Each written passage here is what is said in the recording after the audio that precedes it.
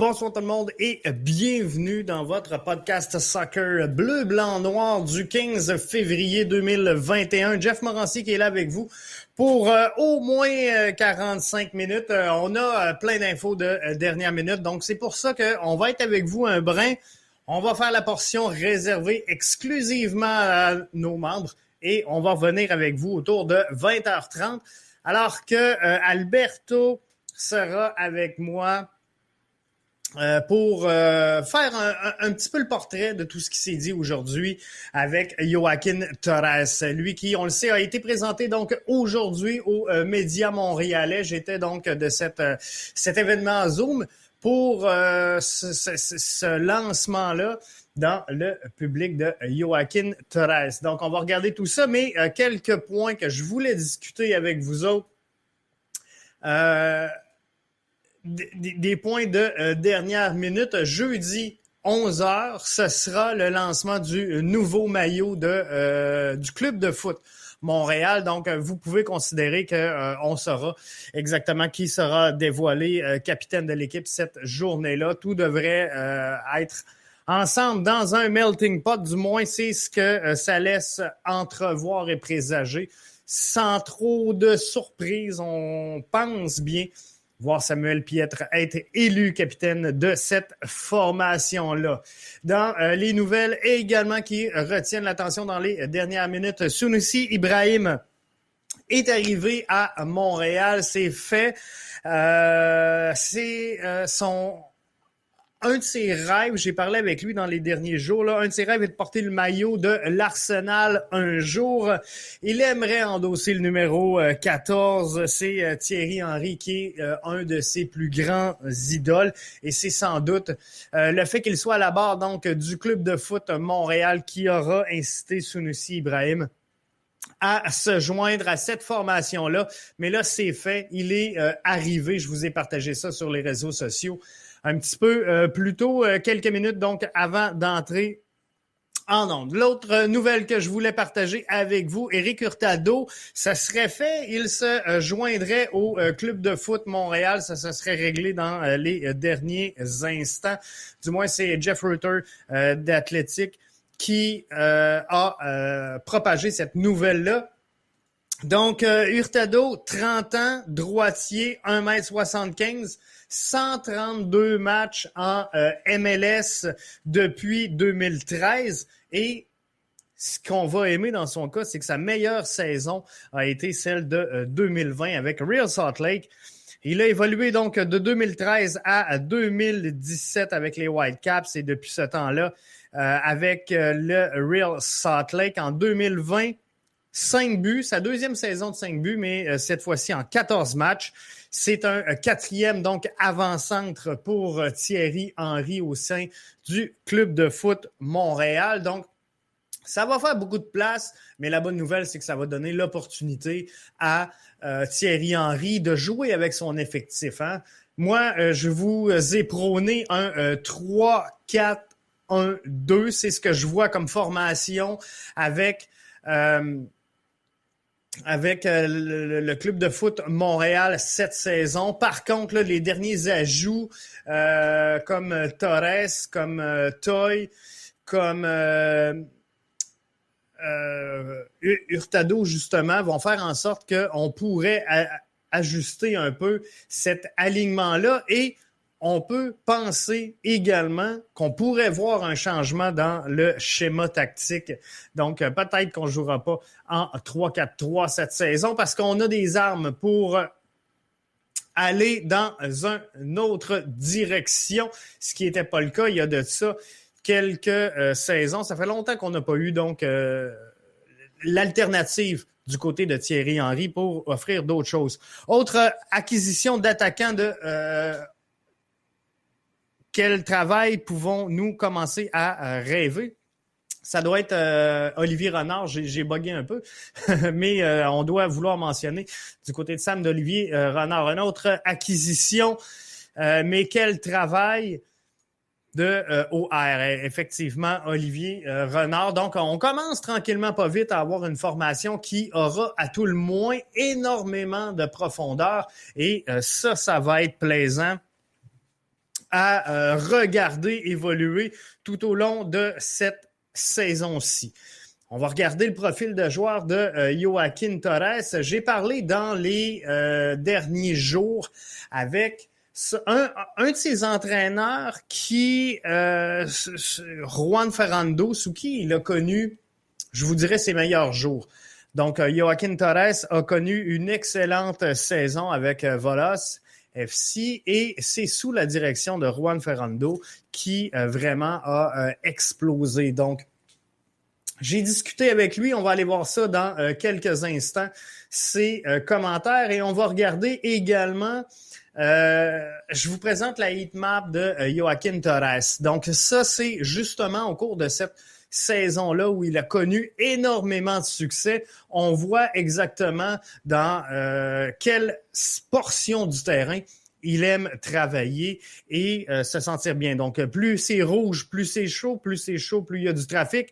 Donc, Joaquín Torres se tient dans les zones rouges du terrain. Et ça, c'est vraiment intéressant de voir quel schéma tactique. Tantôt, je vous parlais d'un 3-4-1-2 que je voyais pour Thierry Henry. On va peut-être bien modifier ça cette saison-ci avec justement un Joaquín Torres qui est là, qui est disponible. Comment vous le voyez, Joaquín Torres? C'était la question sondage Twitter aujourd'hui. À près de 30%, vous le voyez titulaire. À 60%, vous le voyez en super sub. Et à 10%, vous le voyez joueur de banc. Après la présentation d'aujourd'hui, je vais vous dire une chose. Moi, je pense que Torres va fitter dans le schéma, pas dans le schéma, mais dans le style de joueur que recherche Thierry Henry. Donc, un centre de gravité très bas, ça, c'est peut-être pas nécessairement ce que recherche Thierry Henry. Mais par contre, la force de Torres, c'est les duels à 1 contre 1. Ce qu'il aime, c'est jouer vers l'avant, de provoquer la défensive et de percer la défensive adverse. Donc, ça, c'est bien. C'est un ailier donc qui joue à droite, mais c'est un gaucher. Donc, il joue sur son faux pied et ça va être intéressant de le voir évoluer donc tout au long de la saison. Et je pense qu'il y a de la place pour lui dans le style de jeu que veut amener Thierry Henry avec le club de foot Montréal. Donc, je pense qu'il y a des belles approches à faire.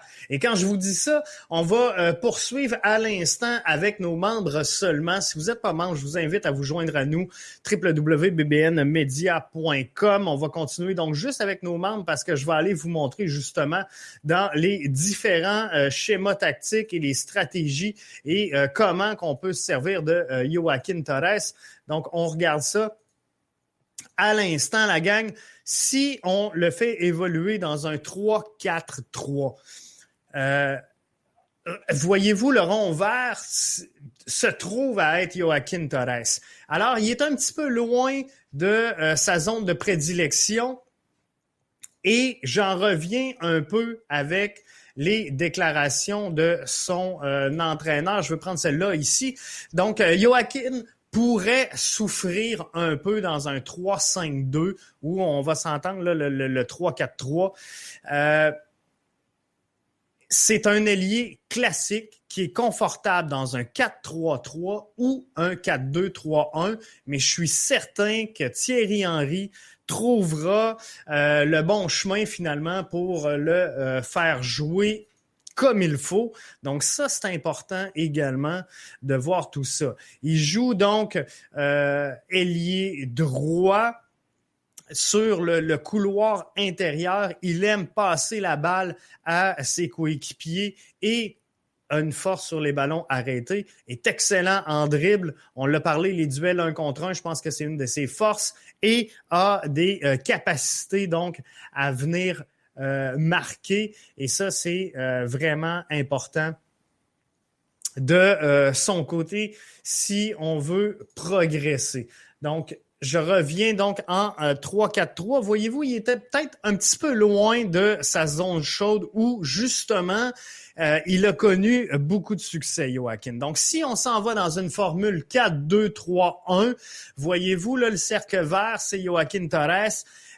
Si on l'utilise donc à cet endroit-là. Et il est beaucoup plus dans sa zone de prédilection, dans un schéma, donc 4-2-3-1, et c'est là qu'on pourrait le voir exceller. C'est là qu'on pourrait le voir se développer. Et regardez, si on relie les points un petit peu de ces zones chaudes, quand je vous dis qu'il aime jouer vers l'avant, qu'il aime dribbler et remettre donc à des coéquipiers, fort possiblement au travers de la boîte. Regardez si on suit la courbe de ces zones chaudes.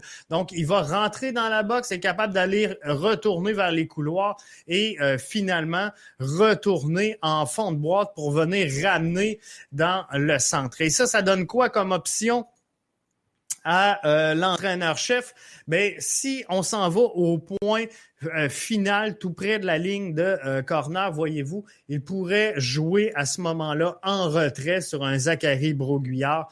Il pourrait jouer centre en dehors de la surface avec son nom m'échappe, mais je reviens donc à mon plan avec Mihailovic. Et il pourrait également donc jouer au centre de la boîte avec Johansson. Donc, c'est plusieurs options que ça laisse à Joaquin Torres pour vraiment exprimer tout son talent. Quoi qu'il en soit, je crois que Joaquin Torres est un joueur qui va être apprécié du public, là, semble être à l'aise et semble très heureux finalement de se joindre à cette formation-là du Club de foot Montréal. Donc, on va le prendre et on est vraiment content de le voir arriver dans l'arène et dans l'entourage du Club de foot Montréal. Donc, moi, je pense qu'il y a des belles choses à voir dans son cas. Je crois sincèrement qu'il pourrait être un atout. Maintenant, est-ce que, je veux revenir au sondage Twitter, est-ce que vous le voyez titulaire, vous le voyez super sub, vous le voyez joueur de banc? Il y en a plusieurs qui le voient donc en super sub présentement. Et je crois sincèrement que ça risquerait d'être ça, à tout le moins pour le début. Je pense que Joaquin Torres devra gagner ses minutes et la confiance de son entraîneur-chef, mais je sais également que Thierry Henry est prêt et est capable de prendre des paris parfois risqués pour essayer de surprendre un adversaire, pour essayer justement de prendre un peu par sursaut ses adversaires, et je pense qu'on va avoir la formation adéquate pour le faire. Et ce qui est le fun, c'est que Thierry Henry aura sous la main cette année beaucoup plus de profondeur qu'on l'a vu dans le passé. Donc, il pourra ajuster son système de jeu. On parlait d'un 3-4-1-2. Je pense qu'il a les attributs pour le jouer. Si on parle d'un 3-4-3, il a les atouts pour le jouer.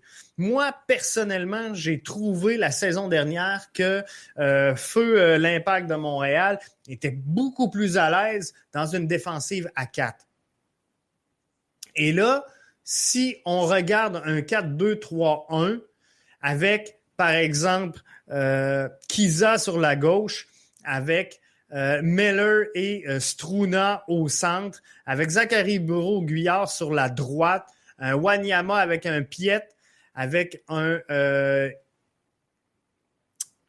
Mihailovic, Kyoto à gauche, Torres à droite et le tout dernier venu, Johnson en avant complètement. Je pense qu'on est capable de le jouer également. Donc, ce qui est le fun, c'est qu'on a beaucoup de profondeur cette année et on a beaucoup d'alternatives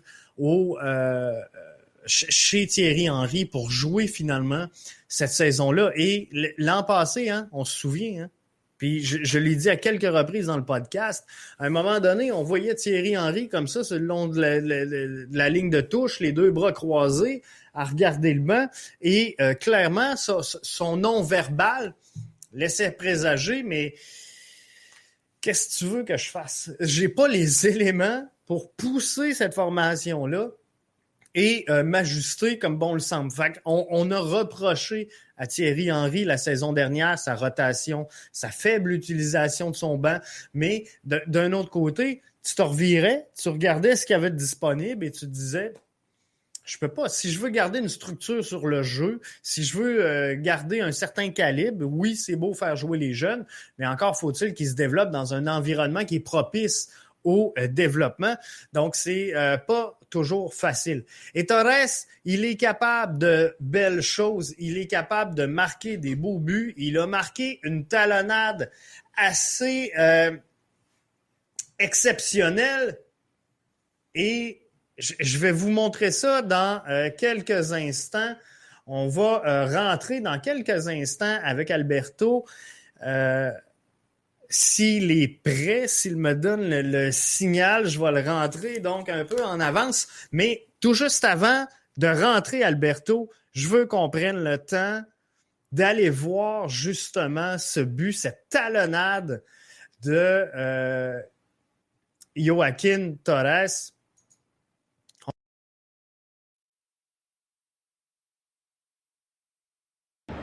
Χούλτ και Τσιγκρίνσκι, ασυνεννοησία. Ο Γέντρισεκ έχει πλάτη τον Οικονόμου. Παίρνει την μπαλά. Τρεις παίχτες στην περιοχή, ο Βολοσίδη, Μουνίθ. Κάνει τη σέντρα με τα αριστερό. Η προβολή, φοβερό γκολ για το 0-1 στο 24 από τον Τόρες.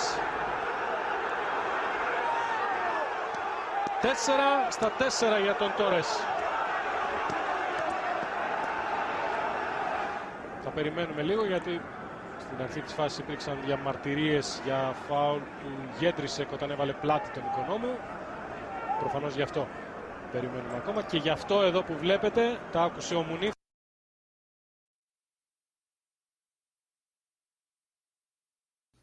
Hey, on est de retour donc sur l'ensemble de toutes nos plateformes ouvertes à tous. Donc, on s'excuse, on a fait une petite portion pour nos membres, mais faut toujours bien que ce monde-là ait un petit plus. Alberto, ça va bien? Ça va, Jeff? Comment ça va? Comment vas-tu?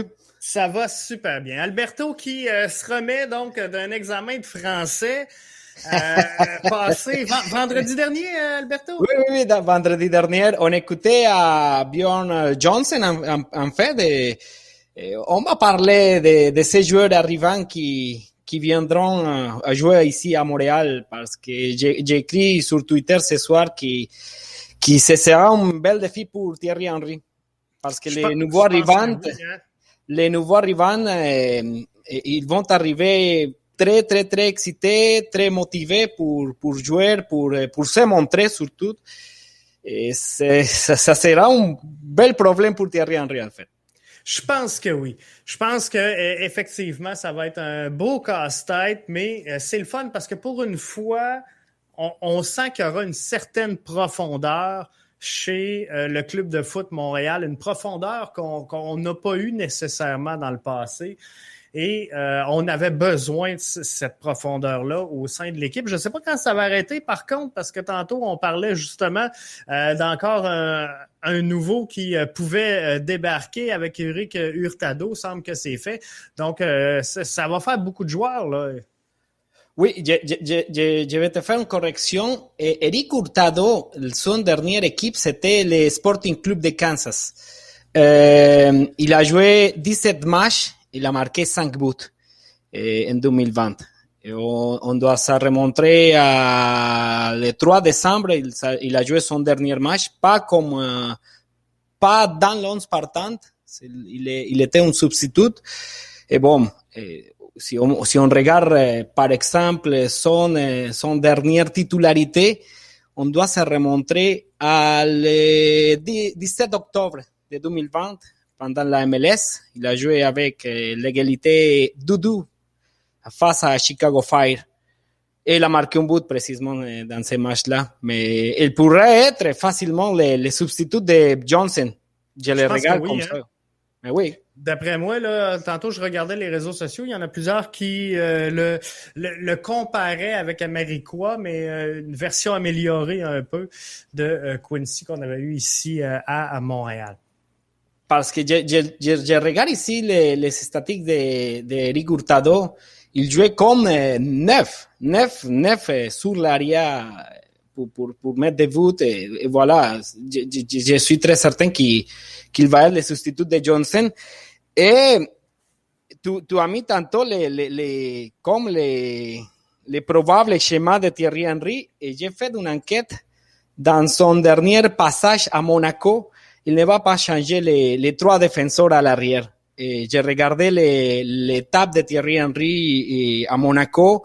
Il a joué la plupart des matchs avec trois défenseurs. Il a montré ici à Montréal la même chose avec le CF Montréal, qu'il jouait avec trois défenseurs et deux latéraux, exactement, les deux milieux de première ligne. Et les deux arrière peut-être et l'attaquant neuf. Ça veut dire que je pense qu'il ne va pas changer les schémas pour débuter. Même il faut faire quelque chose, quelques annotations sur les joueurs qui arrivent. Il arrive Mihailovic, que c'est un joueur qui organise, c'est un joueur qui peut faire des passes. Il arrive Torres peut donner quelque chose de surprisif à l'attaque del CF Montréal dans quelques instants. J'ai regardé son statistique aussi. Il jouait environ 66 minutes par match. Il jouait 66 minutes par match. Ça veut dire que ça pourrait fonctionner comme un bon substitut, mais comme je dis au début, tous les joueurs vont arriver à se montrer à Thierry Henry qu'il a la qualité, qu'il a le talent pour avoir une place dans nos Spartans. Parce que si on joue à Alberto, par exemple, un 3-4-3, un exemple, qui on peut mettre à la place de Torres? Parce que là, Johansson, ben, en tout cas, mon schéma est peut-être pas bon sur cette image-là, mais Johansson, très certainement, va jouer au centre en haut. Donc, c'est ce qui va changer la donne. Mais sur la droite, le club de foot Montréal est pas si fort que ça présentement. Et il faut faire attention aux déclarations d'Olivier Renard Vendredi, surtout de Johnson, quand il a été demandé sur son style de jeu. Il a dit c'est pas le style de jeu que Thierry Henry aime, mais je vais montrer que je peux être une solution à Thierry Henry dans son style de jeu dans quelques instants au match. Donc, on verra le vraiment examen pour Thierry Henry, ça va être à la pré-saison quand il va voir tout l'effectif.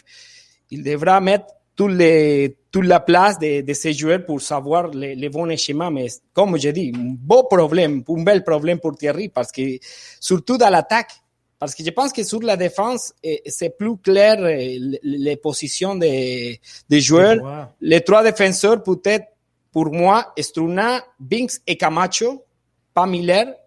Il faudra regarder comment Miller arrivera à la pré-saison. J'ai mis à Bassong sur la gauche. Oui. À la place de Kissa. Ah oui, OK. Moi, j'avais mis Kiza, mais c'est ça, peut-être Bassong. Oui, il va y avoir une chaude lutte, ça, c'est sûr.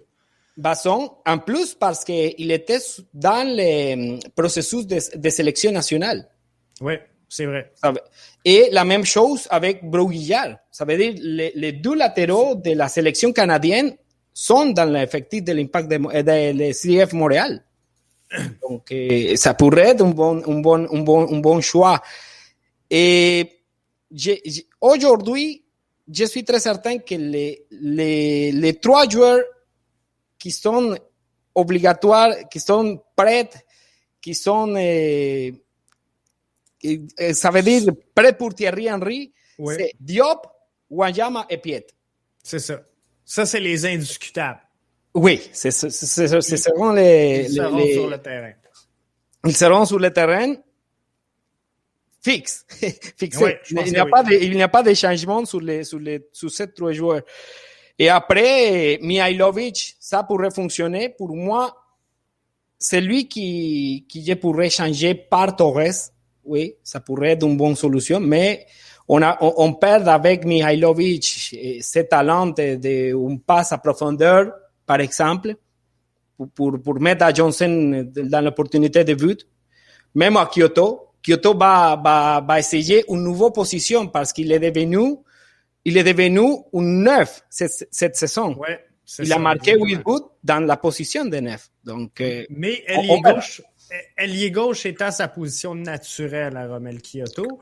Mais là, on l'avait un peu dénaturé, on l'avait ramené là, mais il a très bien fait cette saison, en étant d'ailleurs le MVP de l'Impact de Montréal. Et dans tout ça, là, moi, une question que je me pose, c'est quelle place il reste à Sejdić au sein de cette formation-là? Pour moi, on ne verra pas beaucoup cette saison. Hein?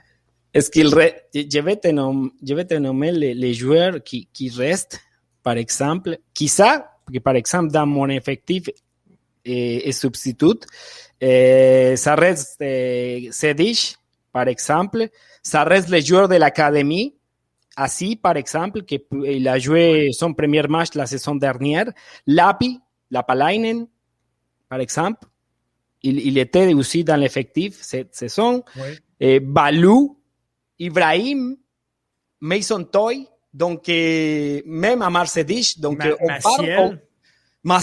Emmanuel Maciel, exactement. Donc, on parle de 6, 7 ou plus de joueurs qui on ne met pas ici sur l'effectif, mais il peut être très nécessaire dans quelques stratégies de Thierry Henry sur le terrain. Et c'est là qu'on voit que cette formation-là, elle progresse parce que c'est des joueurs qui, la saison dernière, étaient presque titulaire indiscutable. Sejdić, on se serait pas passé de service à la fin de la saison. Donc, puis cette année, on se demande s'il a de la place à l'intérieur du 18. Donc, c'est pour démontrer à quel point Olivier Renard a fait un gros travail dans cette entre-saison-là pour nous offrir finalement un club qui devrait, en tout cas, on l'espère, être compétitif pour la saison 2021. Ici la question, Jeff, c'est je pose la question ou abonné, c'est quel est l'objectif de le CF Montréal cette saison avec l'arrivée de ces joueurs-là? Si c'est pour qualifier aux playoffs, si c'est pour rêver avec la Coupe MLS, parce que on a beaucoup l'expectative, c'est grande finalement.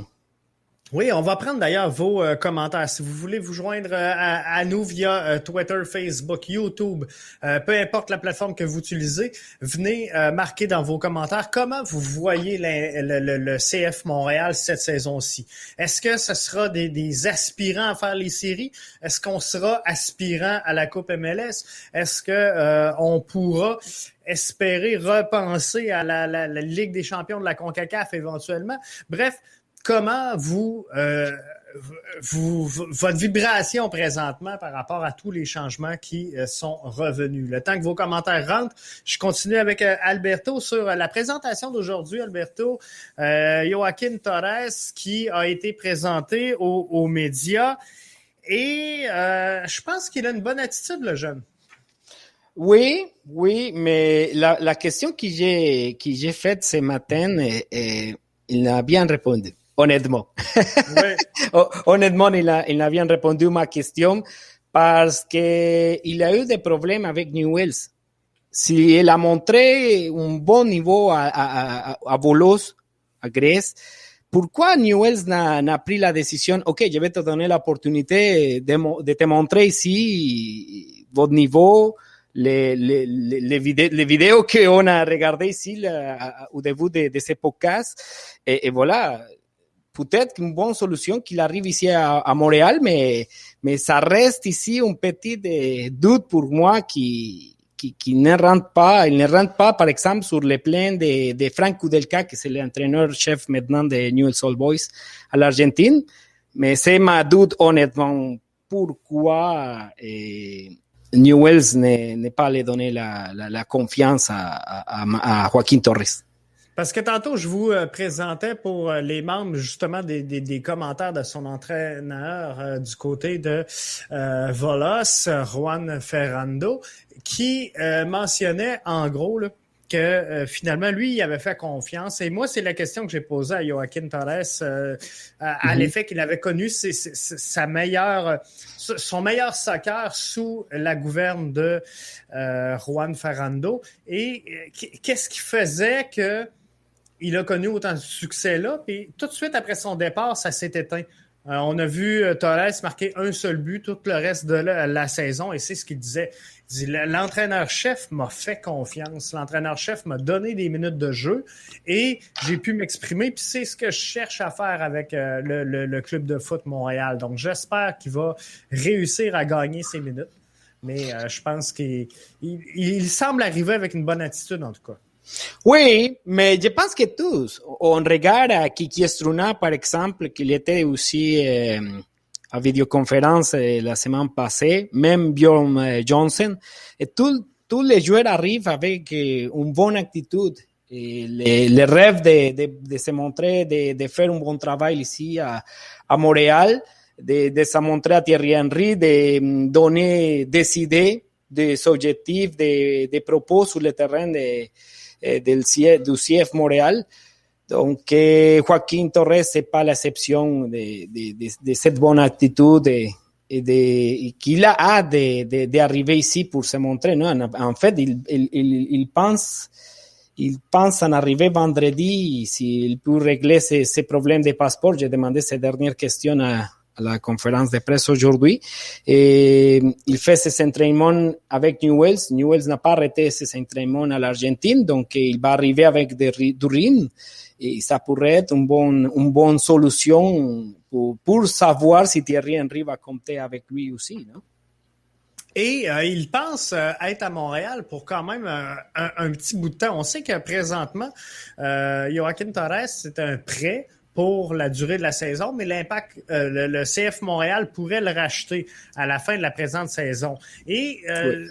à moins que je me trompe, Torres, ce que j'ai cru comprendre aujourd'hui, ce qu'il a dit, c'est je vous cacherai pas que mon rêve est de retourner jouer en Europe, mais si je peux faire bien quelques saisons dans la MLS avec le club de foot Montréal, ça va m'aider à retourner. Donc, je pense qu'il s'en vient ici avec l'intention de demeurer peut-être plus qu'une saison avec le club de foot Montréal.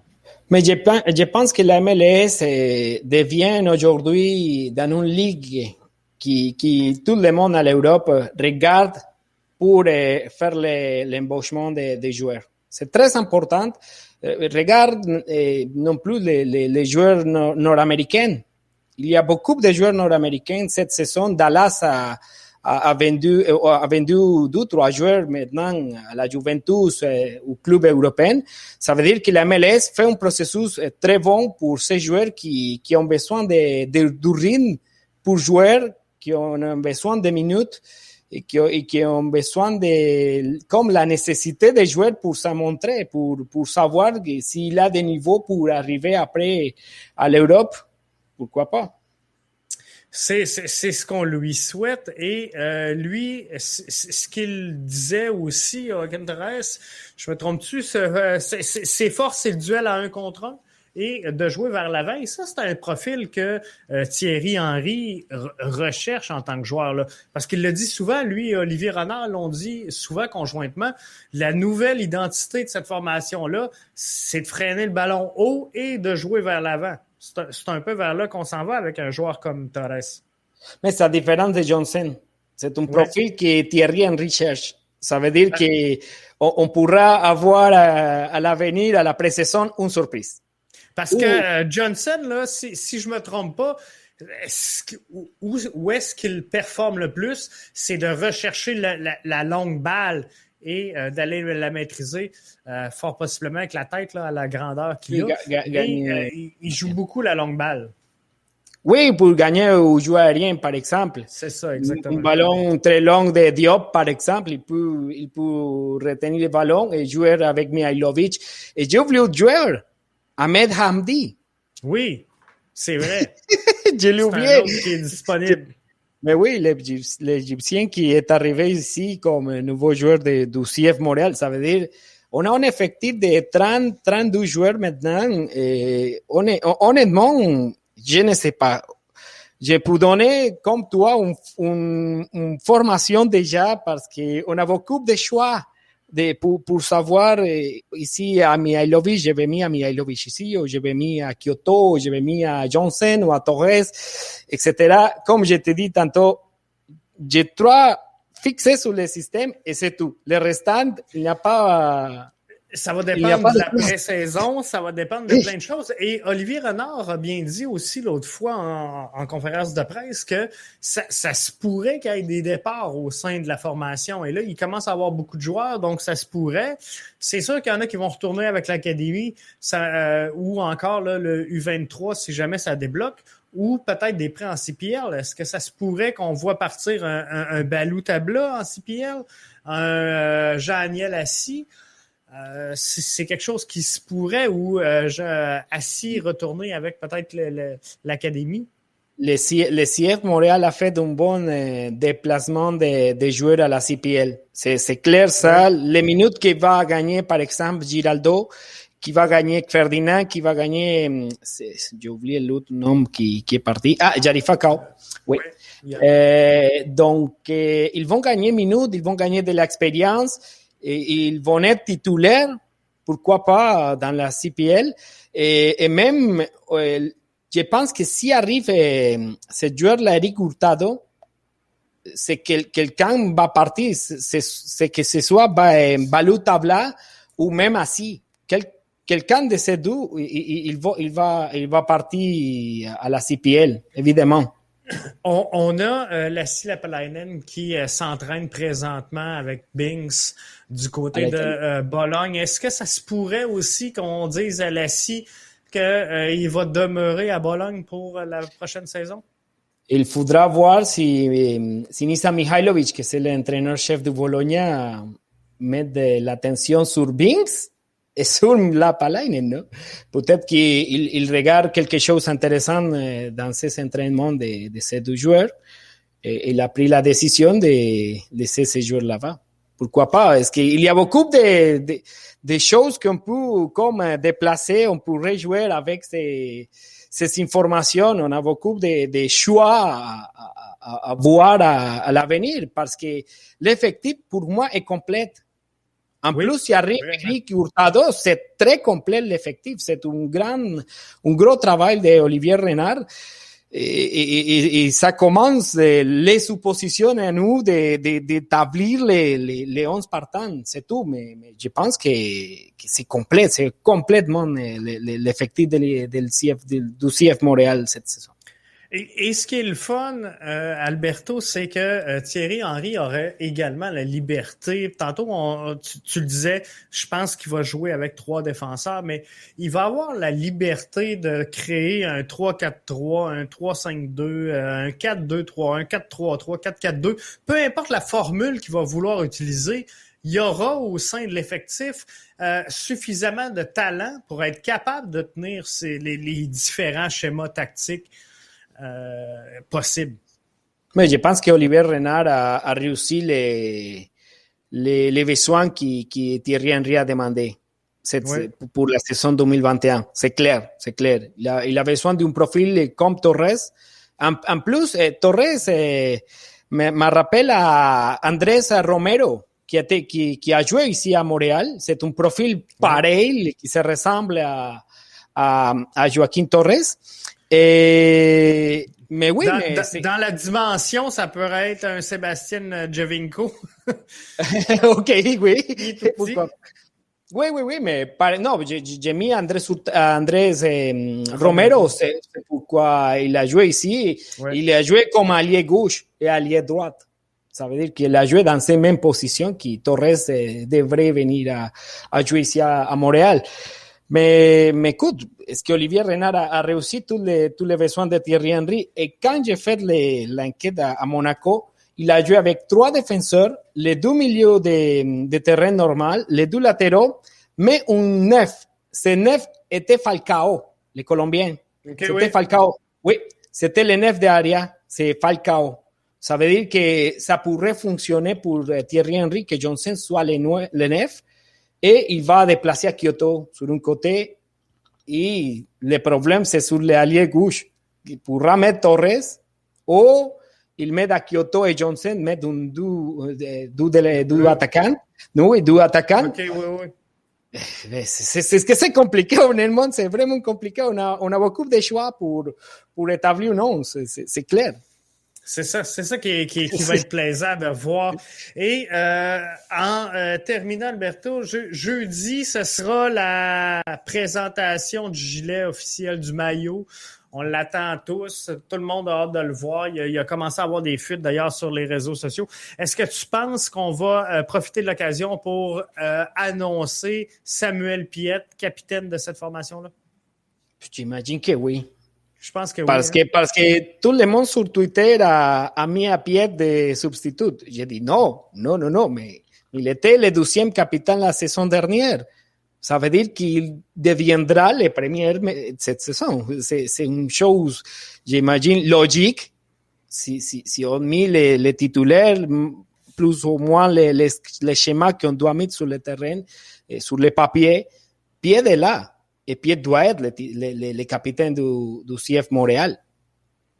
Oui, pour l'expérience, pour beaucoup de choses que Piette peut donner comme capitaine. Je pense qu'il va être le capitaine du CF Montréal, évidemment.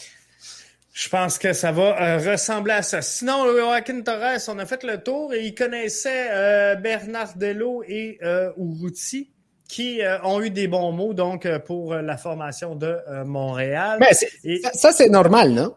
Il y a personne qui va lui dire que ça marche pas. Tu sais, tantôt, Alberto, on disait, les joueurs qui ont été présentés, ils disent tout, tu sais, ils arrivent tous avec une bonne attitude, c'est vrai, mais un joueur pourrait pas arriver ici en disant, bon, ça me tente pas ben de venir jouer à Montréal. C'est normal qu'il y ait cette belle attitude-là. Donc, Bernardello et Urruti qui ont confirmé que Montréal était une bonne organisation. Et il est déjà ami avec Emmanuel Maciel, je pense qu'il connaît et avec qui il parle. Oui, avec qui il parle maintenant. Et Maciel est parti de cet effectif. Mais écoute, c'est normal que les anciens joueurs du CF Montréal vont parler bien au nouveau arrivant. C'est une chose très évidente. Ils ne vont dire des mauvais mots sur l'effectif. Peut-être quelque chose à l'intimité, peut-être. Il va dire quelque chose du directeur sportif, de l'entraîneur-chef, de la disposition tactique, etc. Mais normalement, aux médias, il va dire, OK, tout est correct. Il parlait très bien de Montréal. Oui, c'est une chose très évidente, très normale et OK. On verra qu'est-ce que Joaquin Torres peut montrer sur le terrain, que c'est les choses plus importantes maintenant. En effet. Terminant, Alberto, je veux juste que tu prennes le temps. Je te donne les dernières minutes pour faire la promotion de tes sites à toi. Je sais que tu es derrière le projet, donc Montréal, Radio Montréal Sport. Oui, Radio Sports MTL, c'est notre projet sportif en espagnol. On a pris comme les targets, on a tiré la communauté latino, que c'est vraiment grande ici, dans la grande île de Montréal, même au Canada, c'est vraiment grande. C'est tous les sports, hein? C'est pas que le soccer. Oui, c'est tous les sports. On a une équipe de collaborateurs très importante. On a 10 collaborateurs maintenant. Qui couvre le tennis, qui couvre la Formule 1, qui couvre le soccer. Dans mon cas, c'est le CF Montréal et peut-être quelque chose de Formule 1 aussi. Et on fait la couverture de 3 équipes canadiennes, les Vancouver Whitecaps, Toronto et le CF Montréal à la MLS. Tout à fait toute l'information de la Canadian Premier League parce qu'il y a beaucoup de Latinos qui sont arrivés ici à la saison 2021. Des Péruviens, des Vénézuéliens. Donc, c'est une bonne idée de montrer aussi ces joueurs qui qui ont son première expérience de travail à l'extérieur. Donc, on essaie de faire la couverture de tous les sports au Canada en espagnol, malheureusement pour nos amis de francophones, mais ça pourrait être une bonne idée qui apprennent l'espagnol. Je vais apprendre, puis je vais aller faire un tour. En fait, quelqu'un t'a écrit aujourd'hui que quand est-ce que tu vas faire un show en espagnol, hein? Va falloir que je m'y mette. Ma conjointe parle un petit peu, je vais me pratiquer avec. Puis, parce qu'ici, je suis nerveux maintenant, hein? Oui, mais ça a bien pas été. Dans mon langue naturelle, mais écoute, il faudra programmer un show en espagnol avec Jeff et voilà, on va s'amuser. Ça va me faire plaisir d'y aller, Alberto. Merci à toi d'avoir été là. Et j'espère, Judy, sur les nouveaux maillots du CF Montréal, on a vu le template de Kansas, de Salt Lake, de DC United, de New York Red Bull, et tout sur la même ligne. Ça veut dire que quelque chose va changer, juste les couleurs. Parce que les dessins va être les mêmes templates que habituellement la marque Adidas utilise. C'est ça se ressemble beaucoup. Mm-hmm. Oui. Je pense que oui. Merci d'avoir été des nôtres. Bye Jeff, merci à tous. Et voilà, inscrivez-vous ici à VVN Medias. Merci, bye.